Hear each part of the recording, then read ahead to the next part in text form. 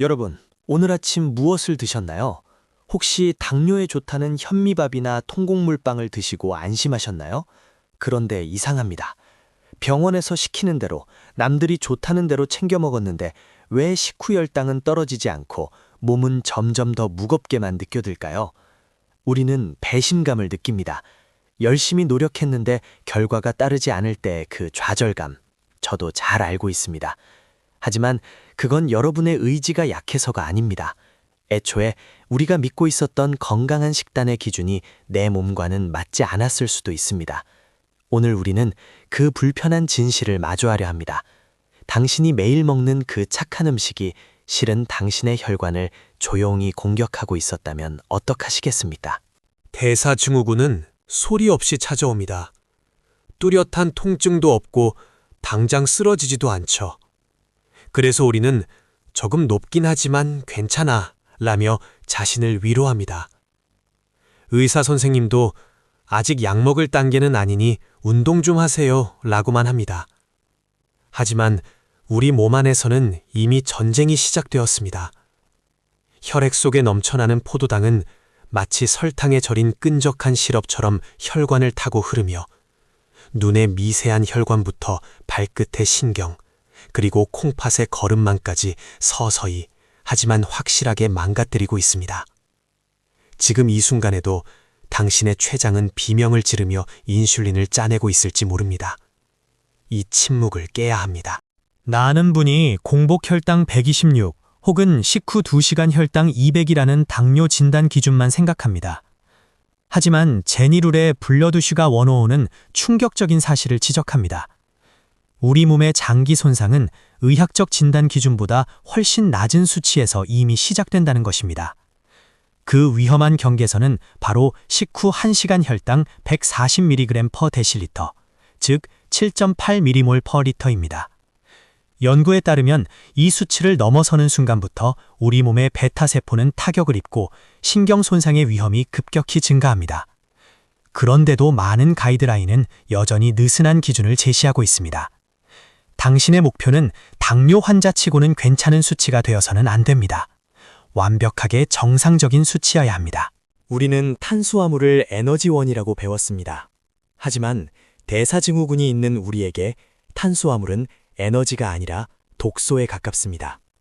밥 한 공기, 빵 한 조각이 뱃속에 들어가면 순식간에 엄청난 양의 포도당으로 변합니다.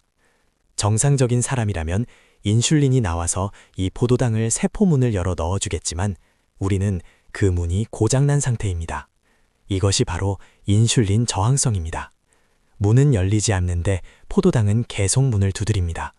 결국 갈 곳 잃은 포도당은 혈액 속에 남아 혈관을 부식시키는 산성비가 됩니다. 통곡물은 괜찮다는 말도 반만 맞습니다. 소화 속도가 조금 느릴 뿐 결국 혈당을 올리는 총량은 같습니다. 옆집 철수 엄마는 고구마를 먹어도 혈당이 괜찮다던데 왜 나는 고구마 반 개만 먹어도 혈당이 200을 찍을까요? 사람마다 장내 미생물 환경, 췌장의 기능, 인슐린 민감도가 천차만별이기 때문입니다. 교과서에 나오는 당뇨 식단이 나에게는 독이 될 수 있고 남들이 피하라는 음식이 의외로 나에게는 괜찮을 수도 있습니다. 의사 선생님은 통계적인 평균을 이야기하지만 당신은 평균이 아닙니다. 당신은 고유한 생체 시스템을 가진 단 한 명의 존재입니다. 그렇기에 남의 말을 듣지 말고 내 몸의 소리를 들어야 합니다. 어떻게 듣냐고요?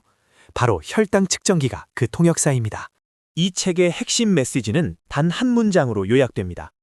Eat to your meter, 즉 당신의 측정기에 맞춰 먹어라 입니다. 이것은 단순한 조언이 아니라 가장 과학적이고 강력한 전략입니다. 비싼 영양제나 명의를 찾아다닐 필요가 없습니다. 식사 후 1시간, 혈당이 가장 높이 치솟는 그 순간에 혈당을 재보세요. 그 숫자가 바로 당신이 방금 먹은 음식에 대한 몸의 성적표입니다. 140이 넘었나요? 그렇다면 방금 드신 그 음식은 아무리 몸에 좋다고 소문난 음식이라도 지금의 당신에게는 맞지 않는 것입니다. 냉정하게 탈락시키세요. 이제부터 여러분은 환자가 아니라 자신의 몸을 연구하는 과학자가 되어야 합니다. 오늘 점심에 김치찌개에 밥 반 공기를 드셨나요? 1시간 뒤에 재보세요. 160이 나왔다면 내일은 밥을 3분의 1 공기로 줄여보세요. 혹은 밥 대신 두부를 더 넣어보세요. 그리고 다시 재보세요. 130으로 떨어졌나요? 축하합니다. 당신은 방금 평생 써먹을 수 있는 당신만의 안전한 식단을 하나 발견한 것입니다. 이렇게 하나씩 내 몸을 공격하지 않는 안전한 음식 리스트를 만들어가는 과정. 이것이 바로 치유의 여정입니다. 귀찮다고요? 합병증으로 고생하는 미래보다 지금 손가락 한번 찌르는 게 훨씬 덜 고통스럽습니다. 정말 열심히 식단을 지켰는데 아침 공복 혈당이 뜬금없이 높게 나올 때가 있습니다. 이른바 새벽 현상입니다. 밤새 굶었는데 왜 혈당이 오르냐며 억울해하실 수 있습니다. 자는 동안 우리 몸은 아침에 활동할 에너지를 미리 준비하려고 간에 저장된 당을 혈액으로 뿜어냅니다. 정상인은 인슐린이 나와서 이걸 조절하지만 우리는 그게 잘 안 됩니다. 이것은 당신이 어제 저녁에 몰래 뭘 먹어서가 아닙니다. 그저 당신의 간이 너무 부지런했을 뿐입니다. 너무 스트레스 받지 마세요. 저녁 식사에서 탄수화물을 더 줄이고 저녁 식사 시간을 조금 앞당겨 보세요. 그리고 무엇보다 중요한 건 식후 혈당을 잡으면 공복 혈당은 시간차를 두고 결국 따라 내려온다는 믿음입니다. 탄수화물을 줄이면 배가 고파서 어떻게 사냐고 묻습니다. 그 빈자리는 단백질과 좋은 지방으로 채워야 합니다. 우리는 수십 년간 지방은 나쁘고 콜레스테롤을 높인다고 세뇌당해 왔습니다. 하지만 혈당을 직접적으로 올리는 건 지방이 아니라 탄수화물입니다. 삼겹살을 먹고 혈당이 오르는 건 삼겹살 때문이 아니라 같이 먹은 밥과 쌈장, 냉면 때문일 확률이 높습니다. 적절한 지방 섭취는 포만감을 오래 유지해주고 인슐린을 자극하지 않습니다. 버터, 올리브 오일, 고기의 지방을 두려워하지 마세요. 탄수화물을 줄인 상태에서 먹는 지방은 당신의 든든한 에너지원이 됩니다. 혈당이 롤러코스터를 타면 우리 뇌는 가짜 배고픔에 속게 됩니다. 혈당이 급격히 올랐다가 떨어질 때 몸은 에너지가 부족하다고 착각하고 설탕을 갈망하게 만듭니다. 식사한 지 2시간도 안 돼서 허기가 지고 손이 떨린다면 그것은 배가 고픈 게 아니라 혈당 스파이크의 후유증입니다. 탄수화물을 제한하고 혈당을 일정하게 유지하면 신기하게도 이 참을 수 없는 허기가 사라집니다. 하루 종일 음식 생각에 시달리던 뇌가 비로소 평화를 되찾는 것이죠. 배가 고프지 않아서 식사를 건너뛰게 되는 경험, 상상만 해도 자유롭지 않으신가요? 운동은 필수적이지만 운동만으로 혈당을 해결하려 해서는 안 됩니다. 케이크 한 조각 먹고 1시간 뛰면 되지라는 생각은 위험합니다. 운동으로 소모할 수 있는 칼로리와 당분은 생각보다 적습니다. 게다가 혈당이 이미 250을 넘는 고혈당 상태에서 격렬한 운동을 하면 오히려 스트레스 호르몬 때문에 혈당이 더 오르기도 합니다. 운동은 인슐린 감수성을 높이는 장기적인 투자이지 방금 먹은 폭식을 없애주는 면죄부가 아닙니다.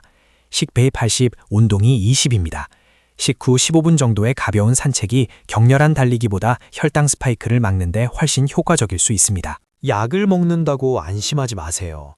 당뇨약은 댐에 생긴 구멍을 막는 임시방편일 뿐 댐 안의 물, 탄수화물 섭취를 줄여주지는 않습니다. 약을 먹으니 마음껏 먹어도 된다고 생각한다면 결국 약의 용량은 늘어나고 나중에는 인슐린 주사까지 가게 됩니다. 반대로 약을 무조건 거부하는 것도 위험합니다. 식단 조절을 철저히 하는데도 혈당이 잡히지 않는다면 췌장을 보호하기 위해 의사와 상의하여 적절한 약물의 도움을 받아야 합니다. 목표는 약을 평생 먹는 것이 아니라 식단으로 혈당을 통제하여 언젠가 약을 줄이거나 끊을 수 있는 몸 상태를 만드는 것입니다. 회식 자리, 가족 모임은 가장 큰 위기입니다. 오늘만 먹어, 유별나게 굴지 마 라는 말에 무너지기 쉽죠. 하지만 기억하세요. 그 사람들은 당신의 합병증을 대신 알아주지 않습니다. 외식할 때는 밥이나 면 대신 고기와 채소를 충분히 드세요. 양념된 고기보다는 생고기를, 튀김보다는 구이를 선택하세요. 밥그릇 뚜껑을 열지 않는 것도 요령입니다. 건강 때문에 관리 중입니다 라고 단호하게 말하는 용기가 필요합니다. 당신의 건강을 지키는 것은 이기적인 게 아니라 사랑하는 가족 곁에 건강하게 오래 머물기 위한 책임감 있는 행동입니다. 음식 조절을 완벽하게 했는데 혈당이 튄다면 범인은 스트레스나 수면 부족일 수 있습니다. 스트레스를 받으면 우리 몸은 전투 태세에 돌입하며 코르티솔 호르몬을 분비하고 이는 저장된 포도당을 혈액으로 쏟아냅니다. 잠을 못 자도 마찬가지입니다. 하루 6시간 미만으로 자면 인슐린 저항성이 급격히 나빠집니다. 혈당 관리는 단순히 먹는 것만의 문제가 아니라 내 삶의 전체적인 리듬을 회복하는 과정입니다.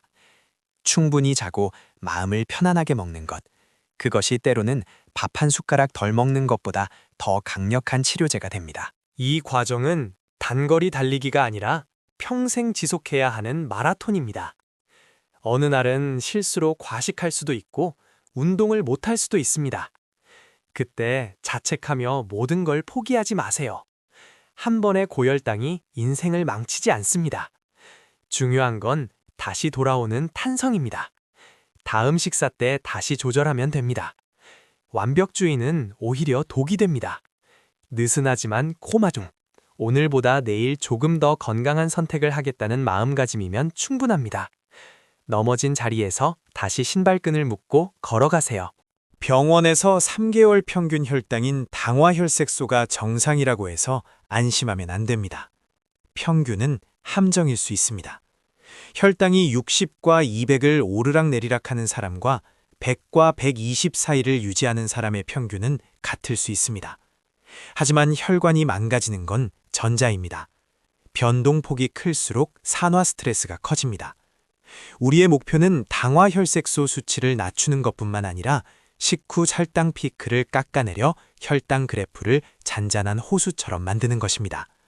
의사가 말해주지 않는 이 변동성을 잡아야 진짜 건강을 지킬 수 있습니다. 혈당 측정기를 사용하며 나만의 데이터를 쌓다 보면 놀라운 변화가 일어납니다. 식곤증이 사라지고 오후에 피로감이 줄어들며 머리가 맑아집니다. 체중이 자연스럽게 줄어들고 피부가 좋아지기도 합니다. 수치상의 변화보다 더 기쁜 건 내 몸에 대한 통제권을 되찾았다는 자신감입니다. 더 이상 음식 앞에서 두려워하지 않고 내 몸이 무엇을 원하는지 알게 됩니다. 이 작은 승리들이 모여 당신의 미래를 바꿉니다. 5년 뒤, 10년 뒤 병상에 누워 있을 것인가? 아니면 활기차게 여행을 다닐 것인가? 그 선택은 바로 오늘 당신의 숟가락에 달려 있습니다.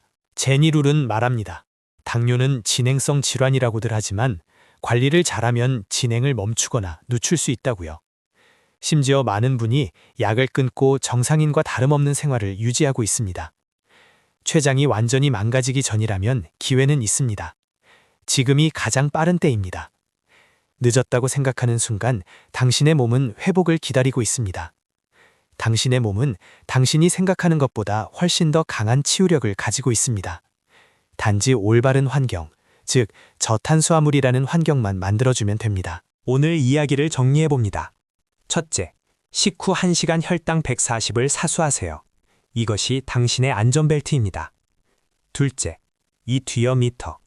남의 말이 아닌 내 혈당 측정기의 숫자를 믿으세요. 셋째, 탄수화물을 제한하고 지방을 두려워하지 마세요. 넷째, 이 모든 과정을 실험하듯 즐기세요. 당신은 환자가 아니라 당신 몸의 최고 경영자. 지식은 실천할 때 비로소 힘이 됩니다. 당장 다음 식사부터 측정기를 꺼내보세요. 혈당 관리는 구속이 아니라 자유를 위한 투자입니다.